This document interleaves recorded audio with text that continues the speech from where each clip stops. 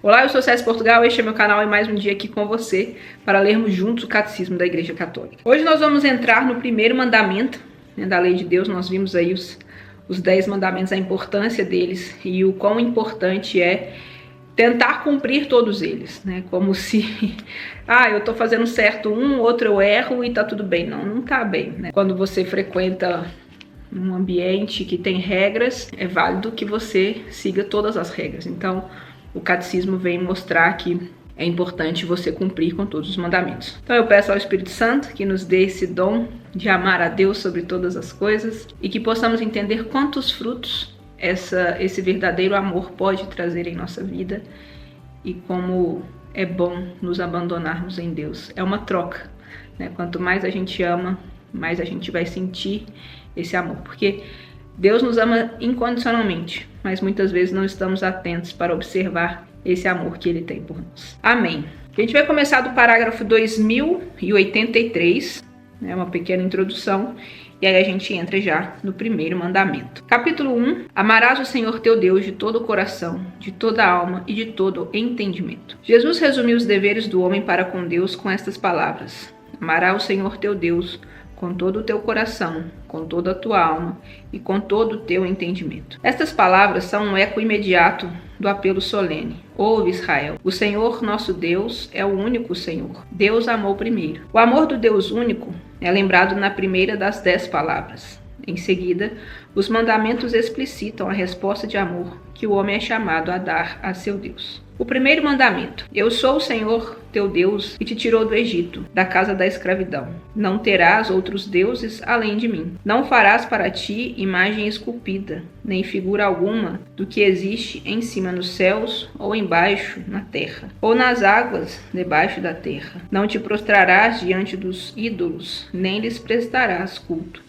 Está escrito: adorarás o Senhor teu Deus, e só a Ele prestarás culto. Adorarás o Senhor teu Deus e o servirás. Deus se faz conhecer recordando sua ação toda poderosa, benigna e libertadora na história daquele a quem se dirige. Cuida para não esquecer o Senhor que te tirou do Egito, casa da escravidão. A primeira palavra contém o primeiro mandamento da lei: temerás o Senhor teu Deus, a Ele servirás. Não seguirás outros deuses. O primeiro apelo e a exigência justa de Deus é que o homem o acolha e o adore. O Deus único e verdadeiro revela sua glória primeiro a Israel. A revelação da vocação e da verdade do homem está ligada à revelação de Deus. O homem tem a vocação de manifestar Deus, agindo em conformidade com sua criação, a imagem de Deus. São Justino vai dizer: jamais haverá outro Deus, ó Trifão, nem houve outro desde sempre, além daquele que fez e ordenou o universo. Nós não pensamos que nosso Deus seja diferente do vosso. É Ele o mesmo que fez vossos pais saírem do Egito com sua mão poderosa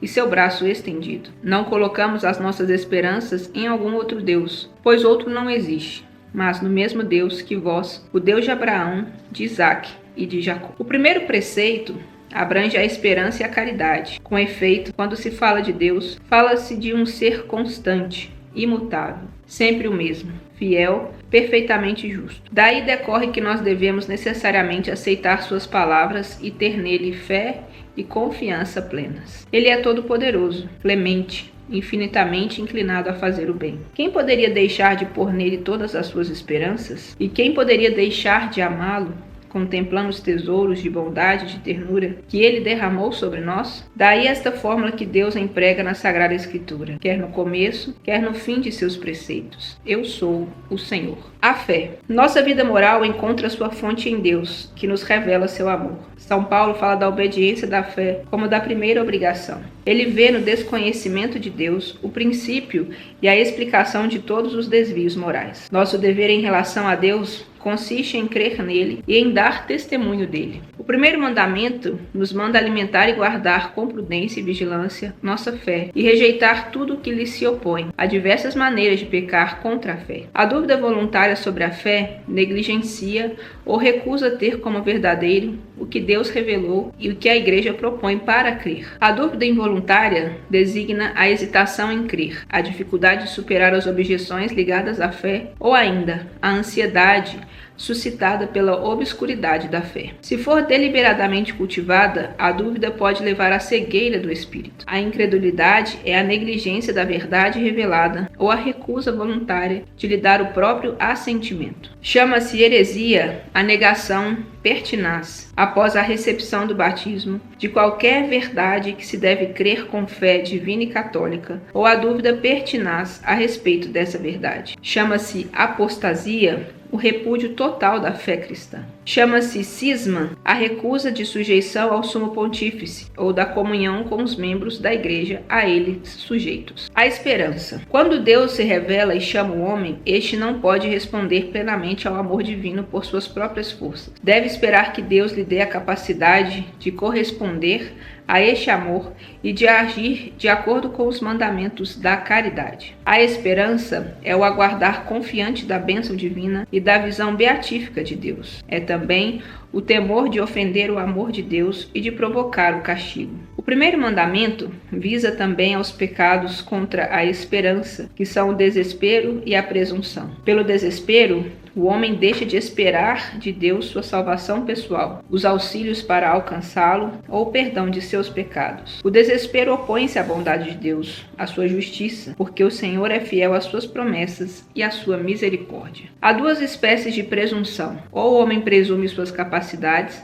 esperando poder salvar-se sem a ajuda do alto, ou então presume a onipotência ou a misericórdia de Deus, esperando obter seu perdão sem conversão e a glória sem mérito. A caridade. A fé no amor de Deus envolve o apelo e a obrigação de responder à caridade divina por um amor sincero. O primeiro mandamento, nas ordens que amemos a Deus acima de tudo e acima de todas as criaturas, por Ele mesmo e por causa dele. Pode-se pecar de diversas maneiras contra o amor de Deus. A indiferença negligencia ou recusa a consideração da caridade divina. A ingratidão omite ou se recusa a reconhecer a caridade divina e a pagar amor com amor. A tibieza é a hesitação ou a negligência em responder ao amor divino, podendo implicar a recusa de se entregar ao dinamismo da caridade. A assídia, ou a preguiça espiritual, chega a recusar até a alegria que vem de Deus e a ter horror ao bem divino. O ódio a Deus vem do orgulho. É triste a gente pensar que, de fato, existem pessoas que sentem isso, né, e agem assim. Opõe-se ao amor de Deus, cuja bondade nega e atreve-se a maldizê-lo, como aquele que proíbe os pecados e inflige as penas. Só a ele prestarás culto. As virtudes teologais da fé, da esperança e da caridade dão forma às virtudes morais e as vivificam. Assim, a caridade nos leva a dar a Deus aquilo que, em toda justiça, lhe devemos como criaturas. A virtude da religião nos dispõe a esta atitude. A adoração. A adoração é o primeiro ato da virtude da religião. Adorar a Deus é reconhecê-lo como Deus, como Criador e o Salvador, o Senhor e o dono de tudo que existe.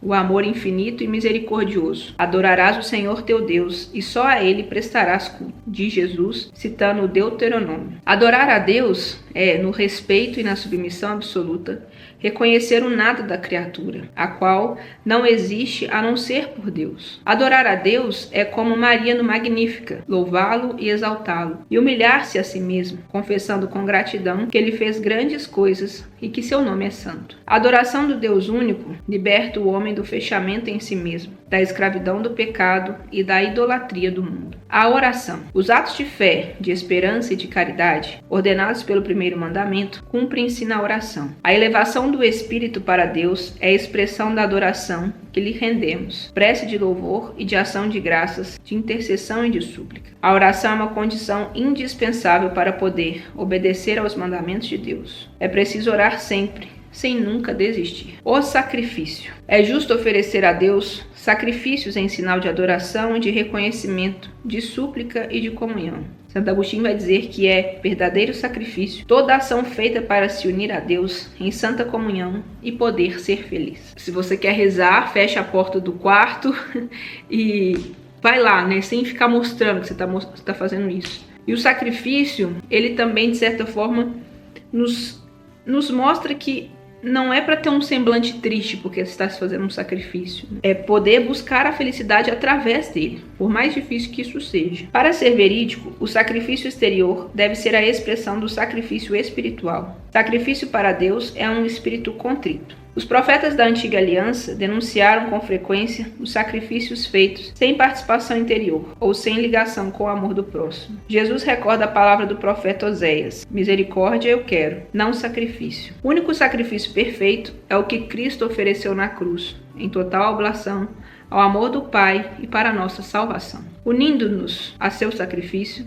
podemos fazer de nossa vida um sacrifício a Deus. Promessas e votos. Em várias circunstâncias, o cristão é convidado a fazer promessas a Deus. O batismo e a confirmação, o matrimônio e a ordenação sempre as contém. Por devoção pessoal, o cristão pode também prometer a Deus este ou aquele ato de oração, esmola, peregrinação, etc. A fidelidade às promessas feitas a Deus é uma manifestação do respeito devido à majestade divina e do amor para com o Deus fiel.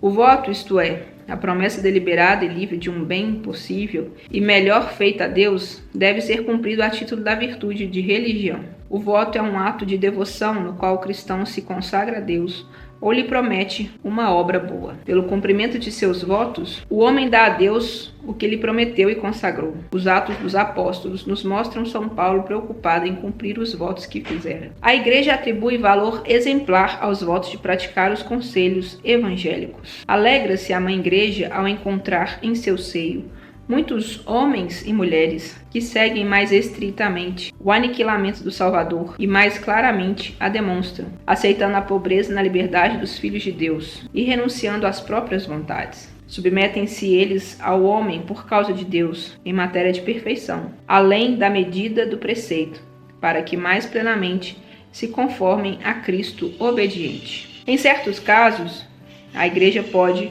por motivos adequados, dispensar dos votos e das promessas. O dever social de religião e o direito à liberdade religiosa. Todos os homens estão obrigados a procurar a verdade, sobretudo naquilo que diz respeito a Deus e à sua Igreja, depois de conhecê-la, abraçá-la e praticá-la. Este dever decorre da própria natureza dos homens e não contraria o respeito sincero para com as diversas religiões que refletem lampejos daquela verdade que ilumina a todos os homens. Nem a exigência da caridade, que impele os cristãos a tratar com amor, prudência e paciência os homens que vivem no erro ou na ignorância acerca da fé. O dever de prestar a Deus um culto autêntico diz respeito ao homem individual e socialmente. Esta é a doutrina católica tradicional sobre o dever moral dos homens e das sociedades em relação à verdadeira religião e à única Igreja de Cristo. Evangelizando sem cessar os homens, a Igreja trabalha para que estes possam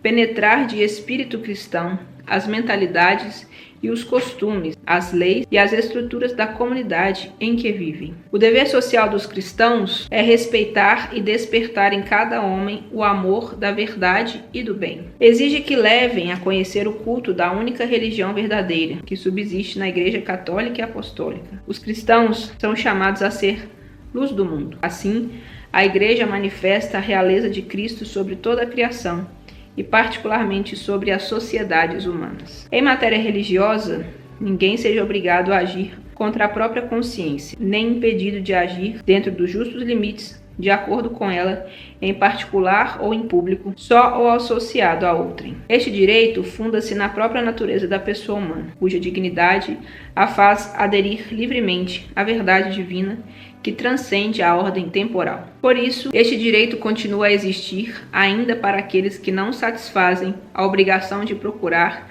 a verdade e de aderir a ela. Se em razão de circunstâncias particulares dos povos for conferida a uma única comunidade religiosa o especial reconhecimento civil na organização jurídica da sociedade, será necessário que, ao mesmo tempo, se reconheça e se observe, em favor de todos os cidadãos e das comunidades religiosas, o direito à liberdade em matéria religiosa. O direito à liberdade religiosa não significa nem a permissão moral de aderir ao erro, nem um suposto direito ao erro, mas um direito natural da pessoa humana à liberdade civil, quer dizer, a imunidade de coação externa, nos justos limites, em matéria religiosa, da parte do poder político. Esse direito natural deve ser reconhecido no ordenamento jurídico da sociedade, de tal maneira que construa um direito civil. O direito à liberdade religiosa não pode ser por si mesmo nem ilimitado, nem limitado apenas por uma ordem pública, entendida de maneira positivista ou naturalista. Os justos limites que lhes são inerentes devem ser determinados para cada situação social pela prudência política, segundo as exigências do bem comum, e ratificados pela autoridade civil, segundo normas jurídicas de acordo com a ordem moral objetiva. Não terás outros deuses diante de mim. O primeiro mandamento proíbe prestar honra a outros, afora o único Senhor que se revelou a seu povo. Proíbe a superstição e a irreligião. A superstição representa, de certo modo, um excesso perverso de religião. A irreligião é um vício oposto, por deficiência, à virtude da religião. E agora aqui nós vamos ver alguns pontos que muitas pessoas falam aí que não é nada demais, que não tem problema. Acredito que se alguém gastou tempo, né, toda uma equipe que trabalhou para escrever isso aqui, gastou tempo para escrever sobre isso, é bom você repensar se você vive alguma dessas circunstâncias que vão ser faladas aqui agora. A superstição. A superstição é o desvio do sentimento religioso e das práticas que ele impõe. Pode afetar também o culto que prestamos ao verdadeiro Deus. Por exemplo, quando atribuímos importância, de alguma maneira mágica, a certas práticas, em si mesmas legítimas ou necessárias. Atribuir eficácia exclusivamente à materialidade das orações ou dos sinais sacramentais, sem levar em conta as disposições interiores que elas exigem, é cair na superstição. A idolatria. O primeiro mandamento condena o politeísmo. Exige que o homem não acredite em outros deuses afora Deus, que não venere outras divindades que não o único. A Escritura lembra constantemente esta rejeição a ídolos, ouro e prata, obras de mãos dos homens, os quais têm boca e não falam, têm olhos e não veem. Esses ídolos vãos tornam as pessoas vãs. Sejam como eles os que fabricam e todos os que neles confiam. Deus, pelo contrário, é o Deus vivo, que faz viver e intervém na história. A idolatria não diz respeito somente aos falsos cultos do paganismo. Ela é uma tentação constante da fé. Consiste em divinizar o que não é Deus. Existe idolatria quando o homem presta honra e veneração a uma criatura no lugar de Deus, quer se trate de deuses ou de demônios.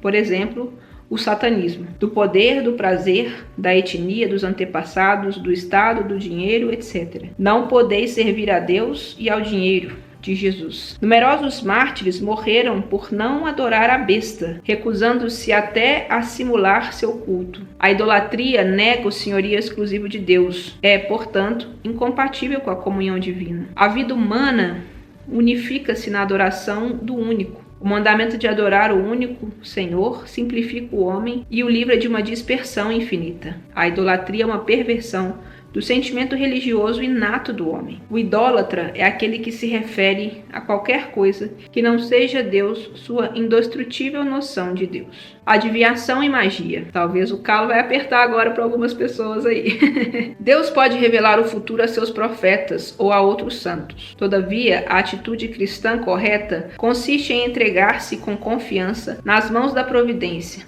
no que tange ao futuro, e em abandonar toda curiosidade doentia a este respeito. A imprevidência pode ser uma falta de responsabilidade. Todas as formas de adivinhação hão de ser rejeitadas. Recurso a Satanás ou aos demônios, evocação dos mortos ou outras práticas que erroneamente se supõem descobrir o futuro.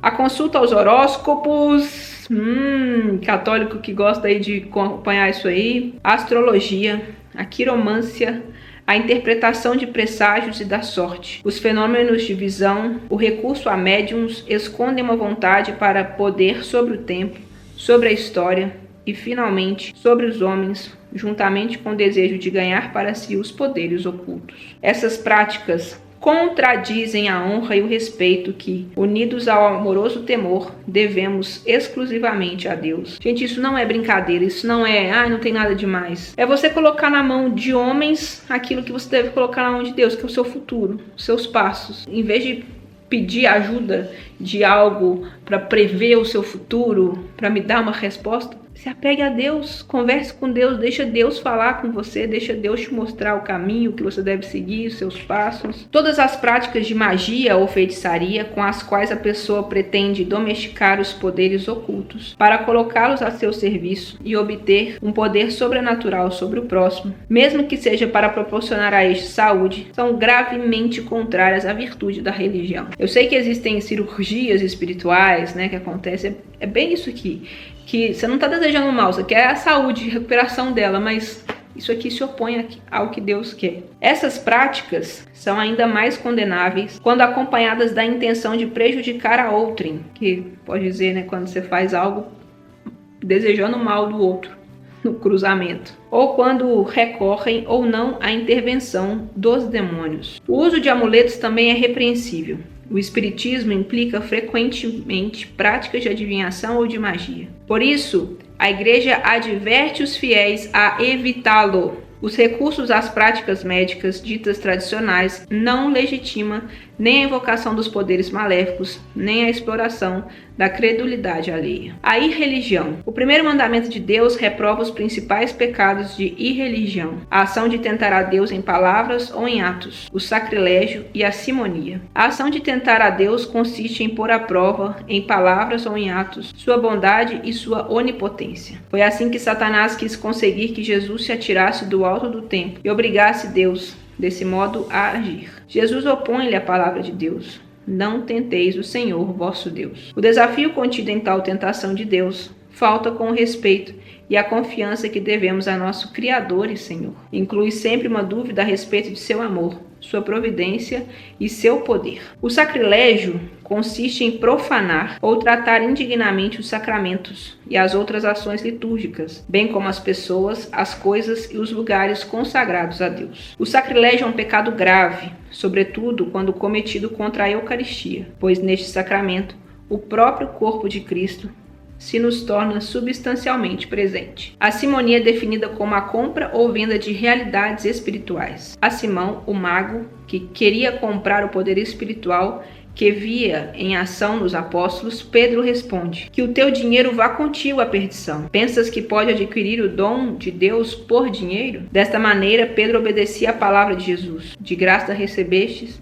de graças deveis dar. É impossível apropriar-se apenas dos bens espirituais e comportar-se em relação a eles como um possuidor ou um dono, pois a fonte deles é Deus. Só se pode recebê-los gratuitamente dele. Além das ofertas estabelecidas pela autoridade competente, o ministro nada peça pela administração dos sacramentos, tomando cuidado sempre que os necessitados não sejam privados da ajuda dos sacramentos por causa de sua pobreza. A autoridade competente fixa estas ofertas em virtude do princípio de que o povo cristão deve cuidar do sustento dos ministros da igreja. O trabalhador tem direito a seu sustento. O ateísmo. Muitos de nossos contemporâneos não percebem, de modo algum, a união íntima e vital com Deus, ou explicitamente a rejeitam a ponto de o ateísmo figurar entre os mais graves problemas de nosso tempo. O termo ateísmo abrange fenômenos muito diversos. Uma forma frequente é o materialismo prático, de quem limita suas necessidades e suas ambições ao espaço e ao tempo. O humanismo ateu considera falsamente que o homem é seu próprio fim e único artífice e demiurgo de sua própria história. Outra forma de ateísmo contemporâneo espera a libertação do homem pela via econômica e social, sendo que a religião, por sua própria natureza, impediria esta libertação, na medida em que, ao estimular a esperança do homem numa quimérica vida futura, o desviaria da construção da cidade terrestre. Na medida em que rejeita ou recusa a existência de Deus, o ateísmo é um pecado contra a virtude da religião. A imputabilidade desta falta pode ser seriamente diminuída em virtude das intenções e das circunstâncias. Na gênese e na difusão do ateísmo, grande parcela de responsabilidade pode caber aos crentes, na medida em que, negligenciando a educação da fé, ou por uma exposição enganosa da doutrina, ou por deficiência em sua vida religiosa, moral e social, se poderia dizer deles que mais escondem do que manifestam o rosto autêntico de Deus e da religião. Muitas vezes o ateísmo se funda em uma concepção falsa da autonomia humana, que chega a recusar toda dependência em relação a Deus. Contudo, o reconhecimento de Deus não se opõe de modo algum à dignidade do homem,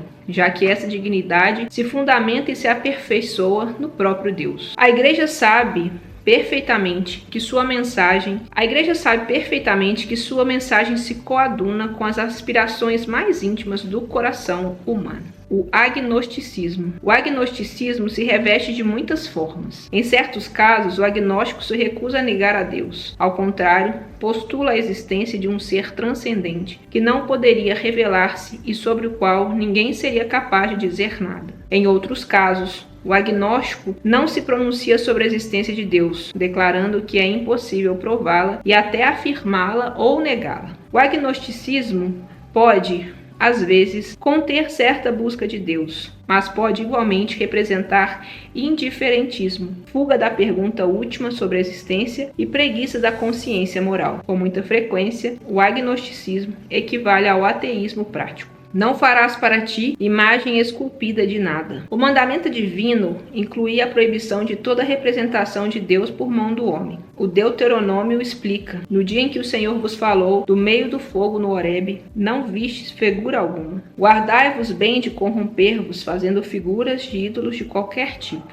Eis aí o Deus absolutamente transcendente que se revelou a Israel. Ele é tudo, mas ao mesmo tempo ele está acima de todas as suas obras. Ele é o princípio e o autor da beleza, quem as criou. No entanto, desde o Antigo Testamento, Deus ordenou ou permitiu instituição de imagens que, simbolicamente, conduzissem à salvação operada pelo Verbo encarnado, como a serpente de bronze, a Arca da Aliança e os querubins. Foi se fundamentando no mistério do Verbo encarnado que o Sétimo Concílio Ecumênico de Nicéia, em 787, justificou contra os iconoclastas o culto dos ícones, os de Cristo e também os da Mãe de Deus, dos anjos e de todos os santos. Ao se encarnar, o Filho de Deus inaugurou uma nova economia das imagens. O culto cristão das imagens não é contrário ao primeiro mandamento que proíbe os ídolos. De fato, a honra prestada a uma imagem se dirige a quem ela representa, e quem venera uma imagem venera a realidade nela reproduzida. A honra prestada a santas imagens é uma veneração respeitosa e não uma adoração que só compete a Deus. Santo Tomás de Aquino diz: os atos de culto não se dirigem às imagens como realidades em si, mas as considera em seu aspecto próprio de imagens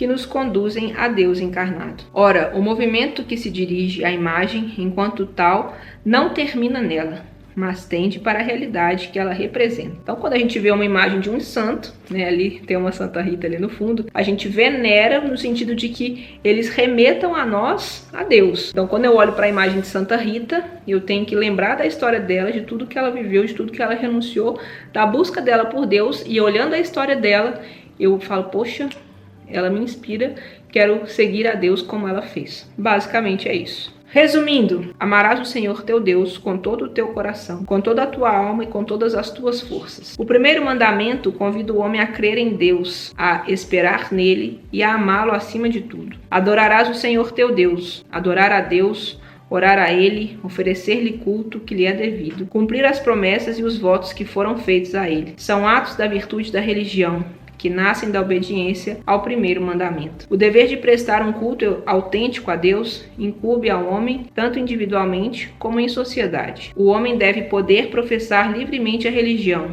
tanto em particular como em público. A superstição é um desvio do culto que rendemos ao verdadeiro Deus. Ela se mostra particularmente na idolatria, assim como nas diferentes formas de adivinhação e de magia. A ação de tentar a Deus em palavras ou em atos, o sacrilégio, a simonia, são pecados da irreligião proibidos pelo primeiro mandamento. Enquanto rejeita ou recusa a existência de Deus, o ateísmo é um pecado contra o primeiro mandamento. O culto às imagens sagradas está fundamentado no mistério da encarnação do Verbo de Deus. Não contraria o primeiro mandamento. O bonito de ver dessa sessão é que quando a gente vê lá o primeiro mandamento, amarás o Senhor teu Deus, a gente pensa, amar a Deus, mas entrando detalhadamente, a gente pode ver quantas renúncias e quantas decisões a gente precisa fazer para, de fato, amar. A gente vê a fé, a caridade, a esperança, as coisas que a gente deve renunciar, porque existem coisas que se contradizem com aquilo que Deus quer de nós e espera de nós. Então, amar sobre todas as coisas é tirar algumas coisas da sua vida. E eu espero que, após essa leitura, você possa mudar alguns pontos aí, caso seja o que acontece com você. Em tudo dai graças, perceba Deus nos detalhes da sua vida. Eu sou César Portugal, este é meu canal, que Deus abençoe você e até o próximo vídeo. Tchau!